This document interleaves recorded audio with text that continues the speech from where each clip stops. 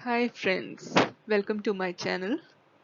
This is my first ever YouTube video, and as you can see with the quality of this video that I am not a professional content creator on YouTube. I am a scientist. So given the current situation, I felt it is important that the public is made aware of the different things that we are hearing from all kind of sources.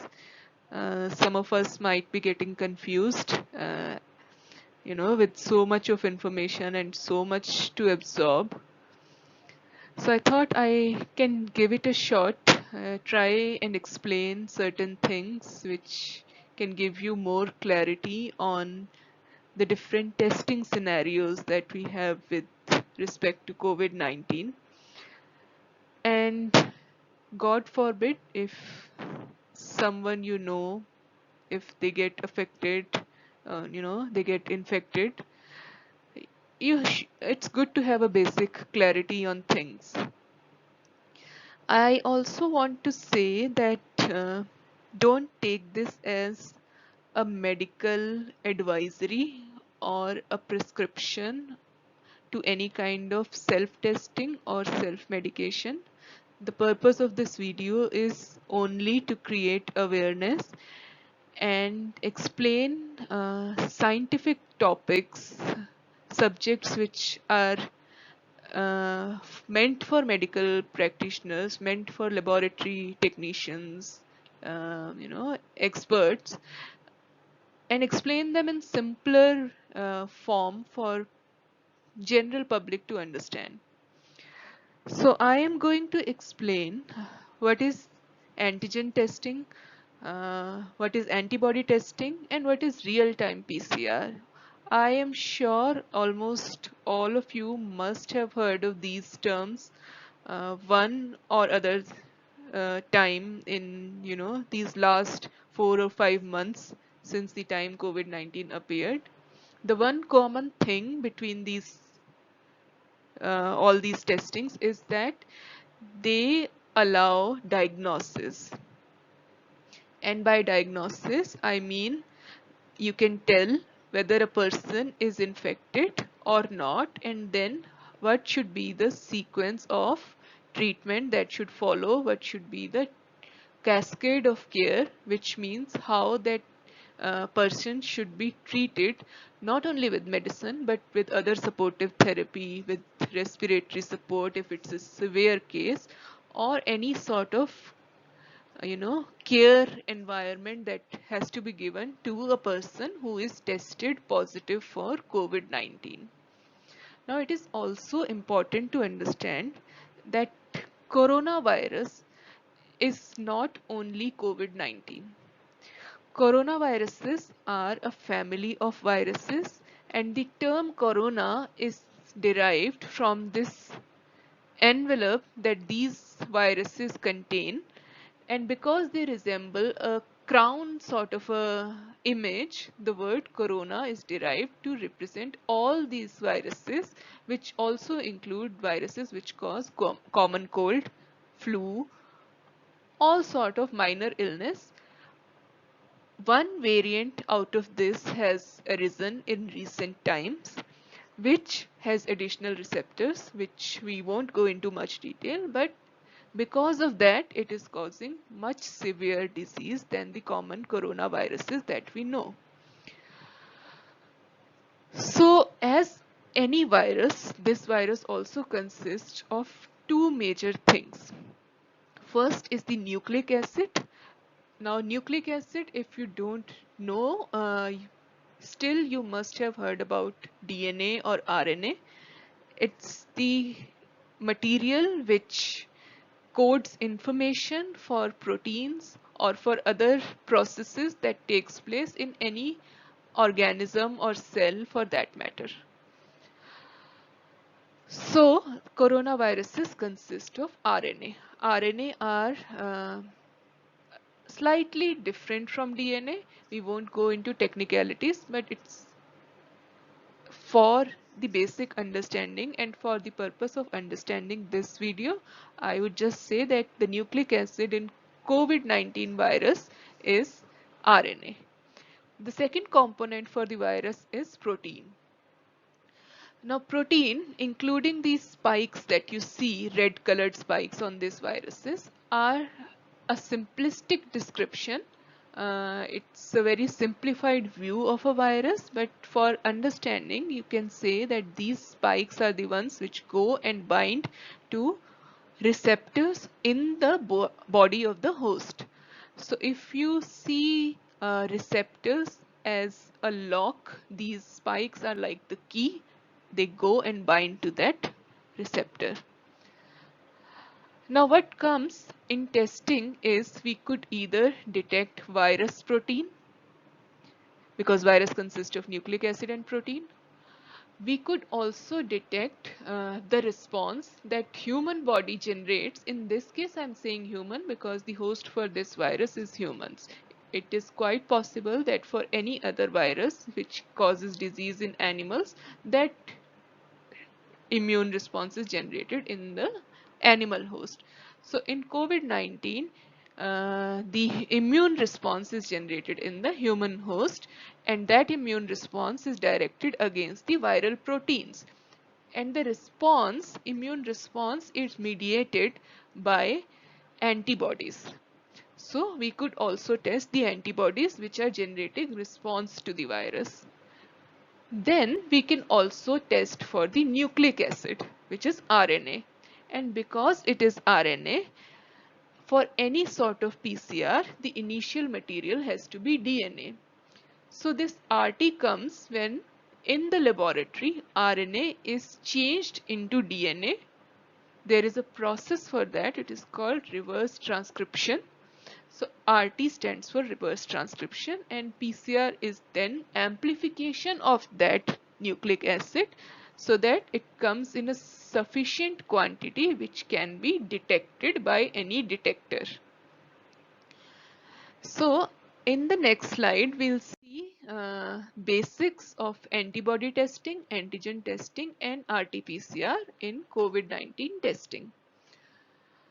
Starting first with rapid diagnostic test, the common term used here is RDT, which is abbreviation for rapid diagnostic test, and these refer to tests which use host antibody which are generated in response to the virus, and then saying whether the person is infected or not, because if the person is infected they should generate an immune response towards that infection, and therefore antibodies should be detected in the samples which are collected from that human.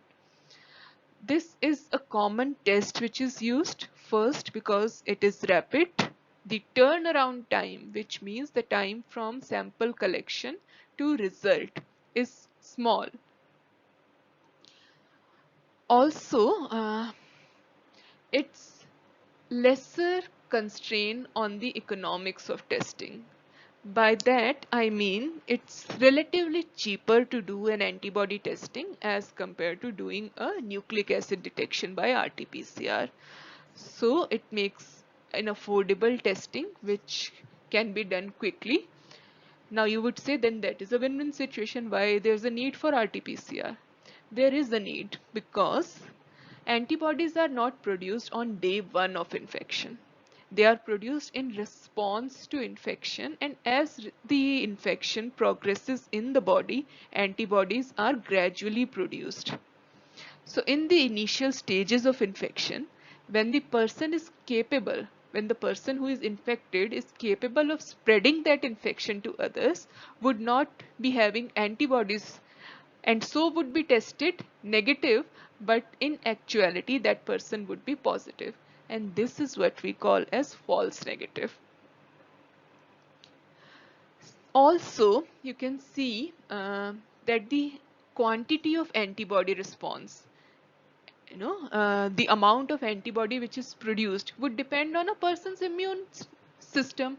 If a person is low on immunity, if the person is taking any kind of medication which is suppressing immune response. There are people who take steroid drugs. There are people who take anti-inflammatory drugs, the chronic pains for all kinds of purposes. Then there are people who may be HIV positive, or they may have other sort of immune suppressing disorders. So in those people, they won't have much of an antibody quantity in the sample, and therefore they would be tested as negative, but they would in actuality might be positive.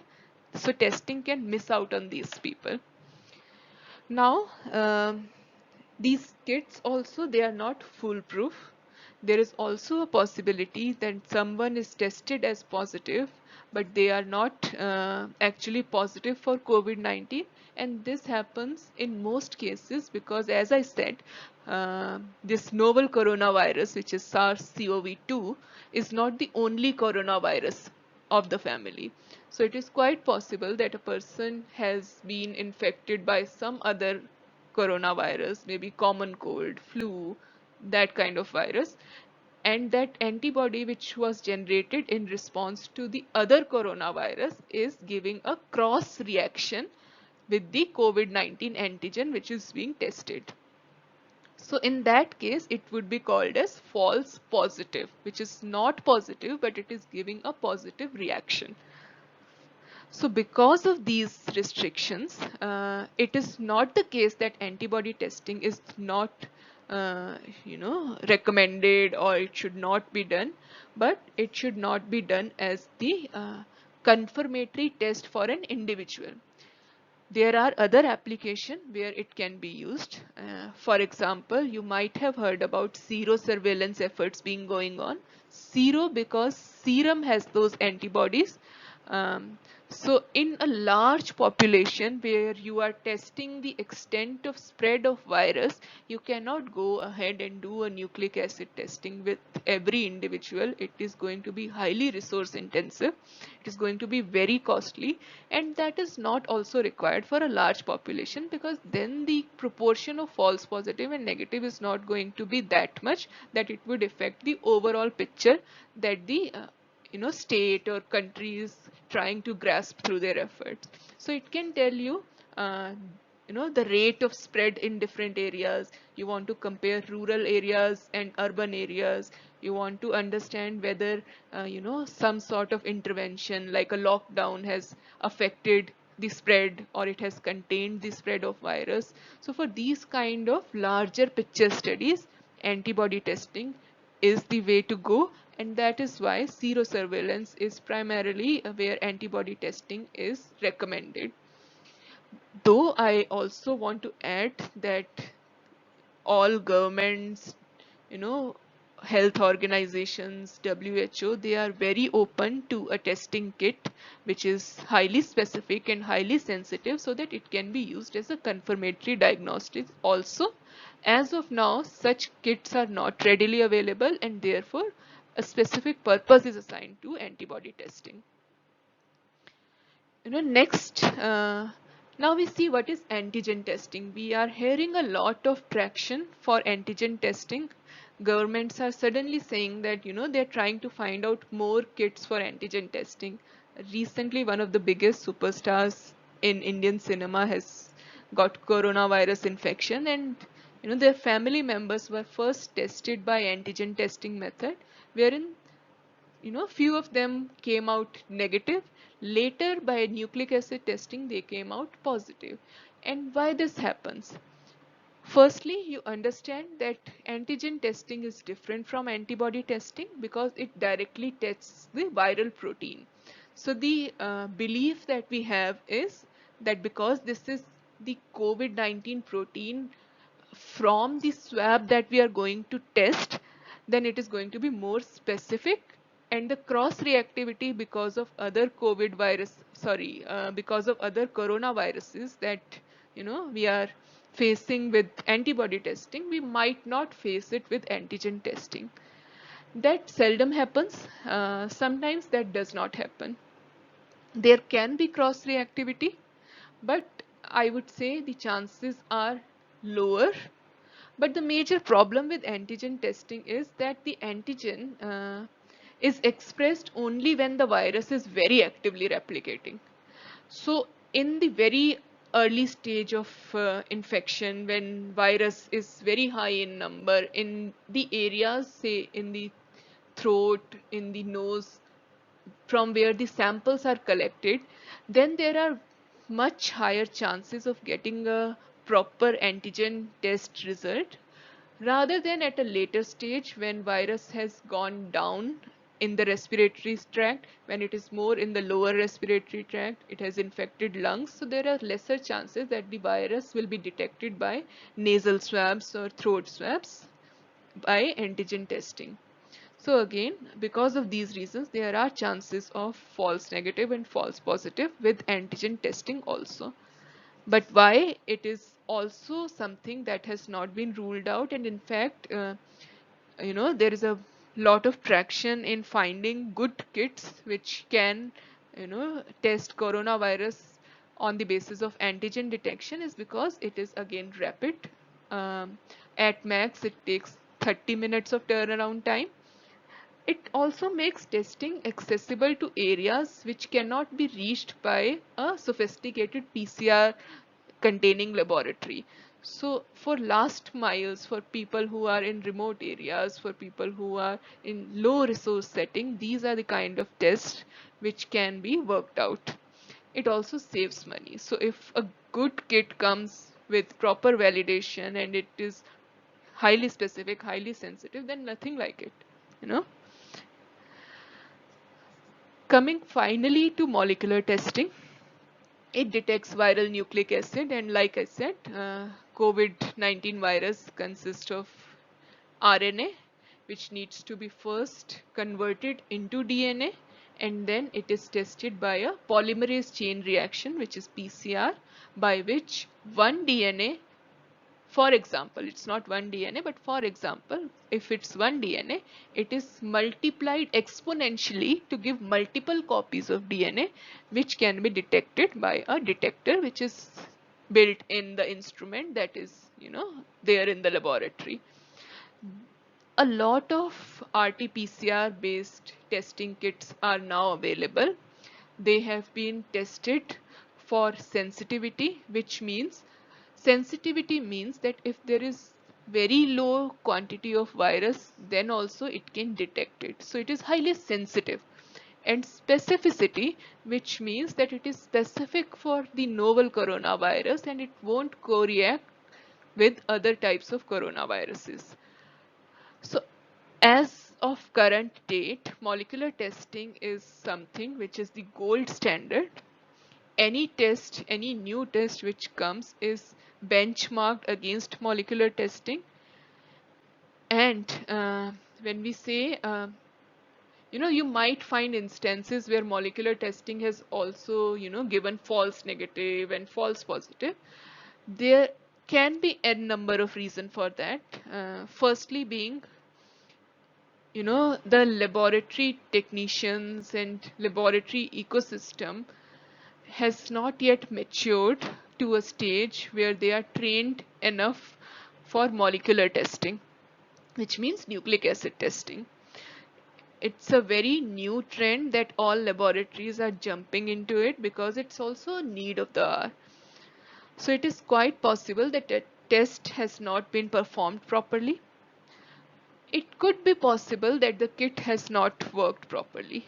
But as compared to antigen and antibody testing, the current situation is such that the best available option is molecular testing, and if the kit has been benchmarked properly, then it gives a proper result in most instances. There are other ways of testing like CT scan or X-ray for lung complications and indicators of pathology in the lungs, which we won't go into much detail because that would any case require a hospital settings, a proper technician and sophisticated machines which are designated for that purpose.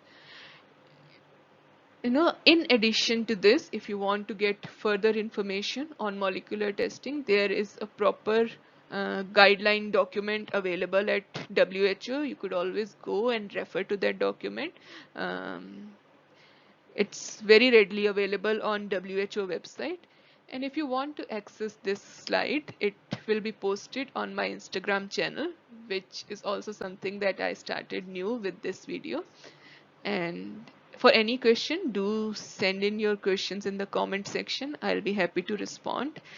And if you like this video, let me know. And I don't know how this system works. I think you have to like, subscribe. That's how I'm going to know, and that's how I can make more videos. And if this helps you in any way, I'll be more than happy. If it doesn't help also, I'll be happy. But if it helps, do let me know so that I can make more videos and it can help more people. Thank you and take care.